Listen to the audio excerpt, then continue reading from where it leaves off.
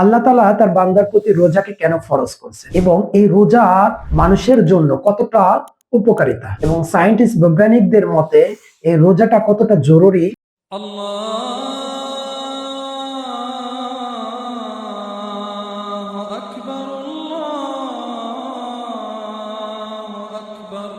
আসসালামু আলাইকুম ওয়া রাহমাতুল্লাহি ওয়া বারাকাতুহু। তারই প্রশংসা করি যিনি যাবতীয় প্রশংসার মালিক। আজ যে বিষয়টি নিয়ে আলোচনা করব সেই বিষয়টি হলো রোজা। আল্লাহ তাআলা তার পবিত্র আল কোরআনে সূরাতুল বাকারায় বলেন, ইয়া আইয়ুহাল্লাযীনা আমানু কুতিবা আলাইকুমুস সিয়ামু কামা কুতিবা আলাল লাযীনা মিন ক্বাবলিকুম লাআল্লাকুম তাত্তাকুন। যার অর্থ, হে মুমিন, তোমাদের উপর সিয়ামকে ফরজ করা হয়েছে যা পূর্ববর্তী জাতির উপর ফরজ করা হয়েছে এবং যাতে তোমরা তাকে অবলম্বন করো। আল্লাহ তাআলা এখানে তিনটা বিষয় উল্লেখ করছেন। এক, বান্দার প্রতি সিয়ামকে ফরজ করছেন। দ্বিতীয়তে, পূর্ববর্তী যত জাতি আসছেন তাদের উপর সিয়ামকে ফরজ করছিলেন। এবং তৃতীয় যে বিষয়টা সেটা হলো এই সিয়াম দ্বারা মানুষ যেন আল্লাহ তাআলার নৈকট্য হাসিল করতে পারে। এই তিনটা বিষয়। আর এই সিয়াম কাকে বলে? সিয়াম হলো রোজা। রোজাকে সিয়াম বলা হয়। এবং হিন্দুরা রোজাকে বলে উপোস এবং খ্রিস্টানরা রোজাকে বলে ফাস্টিং। এবং সায়েন্টিস্ট বৈজ্ঞানিকদের মতে রোজাকে বলে অটোফেজি। অটোফেজি কাকে বলে? অটোফেজি হলো যে অটো শব্দের অর্থ হলো নিজে নিজে, আর ফেজি মানে খেয়ে ফেলা, যার অর্থ দাঁড়ায় নিজে নিজে খেয়ে ফেলা। এই রমজান সম্পর্কে, এই রোজা সম্পর্কে নিয়ে এক বিজ্ঞানী গবেষণা করে।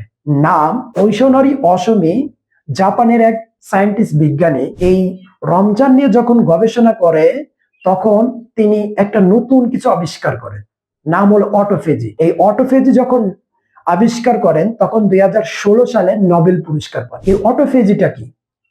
আমরা অটোফেজিতে বুঝতে পারি যা নিজে নিজে খেয়ে ফেলা। না, এটা না, নিজে নিজে খেয়ে ফেলা না। যখন আমরা ডেস্কটপ ল্যাপটপে যখন কিছু ভাইরাস কিছু দেখা দেয় তখন আমরা কি ডিলিট করে দিই। ওই শরীরের মধ্যে কিছু কোষ আছে যে কোষগুলো আমাদের ক্ষতি করে।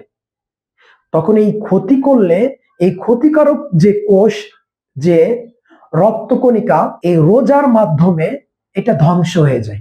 যখন একটা ব্যক্তি 12-14 ঘন্টা যখন রোজা রাখবে তখন এই খারাপ যে রক্তকণিকা, যে খারাপ যে কোষগুলো, এই কোষগুলো ধ্বংস হতে থাকে।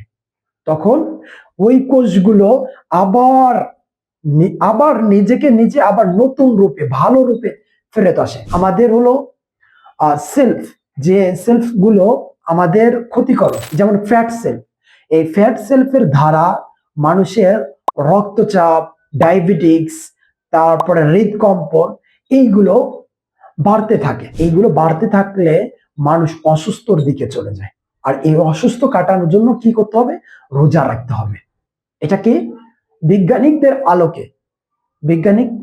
আলোকে রোজা থাকলে এই ফ্যাট সেলটা কমতে থাকে। এই ফ্যাট সেলফের দ্বারা হৃদকম্পন এবং রক্তচাপ, মানুষের রক্তচাপের দ্বারা অনেক মানুষ মারা যায়। এই রক্তচাপটা কিভাবে নিয়ন্ত্রণ হবে? কোনো ব্যক্তি যদি 12 থেকে 14 ঘন্টা যদি রোজা থাকে তাহলে নিয়ন্ত্রণ থাকে, রক্তচাপটা কি নিয়ন্ত্রণ থাকে।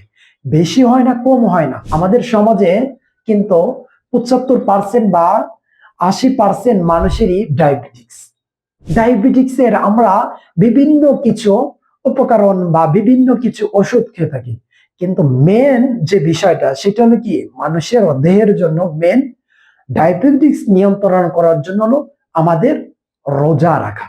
কোনো ব্যক্তি যদি 12-14 ঘন্টা বা 16 ঘন্টা যদি রোজা রাখে তাহলে তার ডায়াবেটিক্স নিয়ন্ত্রণ থাকে।